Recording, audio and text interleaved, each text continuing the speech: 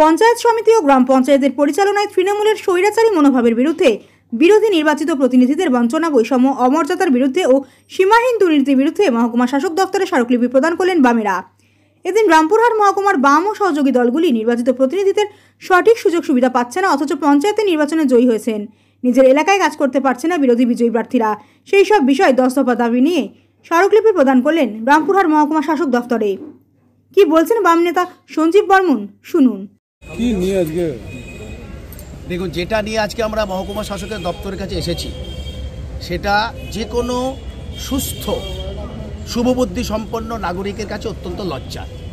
কিন্তু তৃণমূল তার প্রশাসন মুখ্যমন্ত্রীর অনুপ্রেরণায় যেভাবে পরিচালিত হচ্ছে, তাদের যেহেতু লাজ লজ্জা নেই, সেই জন্য এইরকম একটি কর্মসূচিতে আমাদের আসতে হয়েছে।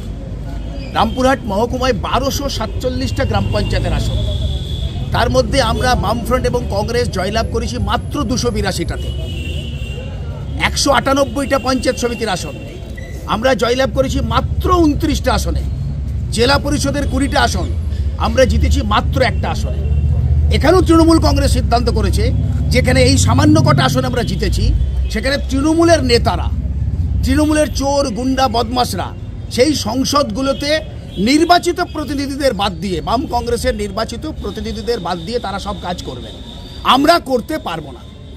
গণতন্ত্রের পক্ষে এটা চরম লজ্জার। নিচে নামতে নামতে নামতে নামতে তৃণমূল কংগ্রেস এমন নিচে নেমেছে যে আজকে সামান্য কয়েকজন মেম্বার যেখানে জিতেছে সেখানেও তাদেরকে কাজ করতে দেওয়া হচ্ছে না। আমাদের নির্বাচিত প্রতিনিধিদের পঞ্চায়েতে ঢুকতে দেওয়া হচ্ছে না। ব্লকের মেম্বারদের ব্লকে যেতে দেওয়া হচ্ছে না। তাদের উন্নয়নমূলক কাজের কোনো খবর দেওয়া হচ্ছে না। বোর্ড মিটিংয়ের রেজুলেশন তার কপি দেওয়া হচ্ছে না। কোটাটাই লুট করবার জন্যে জিতেছে যারা, তাদেরকেও দূরে সরিয়ে রাখার কর্মসূচি তৃণমূল কংগ্রেস গ্রহণ করেছে। প্রশাসনকে আমরা দুর্ভাগ্যজনকভাবে লক্ষ্য করছি, প্রশাসন ইচ্ছায় অনিচ্ছায় এতটাই বশংবদ হয়ে গেছে, জেনে বুঝে বিডিও, এসডিও, ডিএম তারাও এটাতে কার্যত সহযোগিতা করছেন এই লুট, এই স্বৈরাচারকে। তারই বিরুদ্ধে আজকে আমরা বিচার ব্যবস্থার সাহায্য নেওয়ার আগের মুহূর্তে মহকুমা প্রশাসনের কাছে অভিযান করে আজকে ডেপুটেশন দিয়েছি। আমরা বিচার চেয়েছি।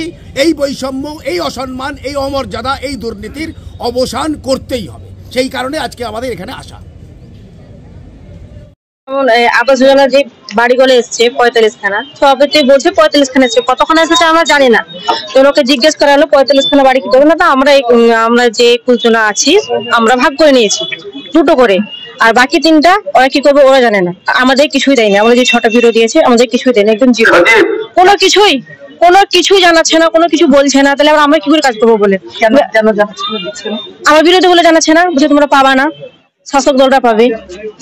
আপনারা কি চাইছেন?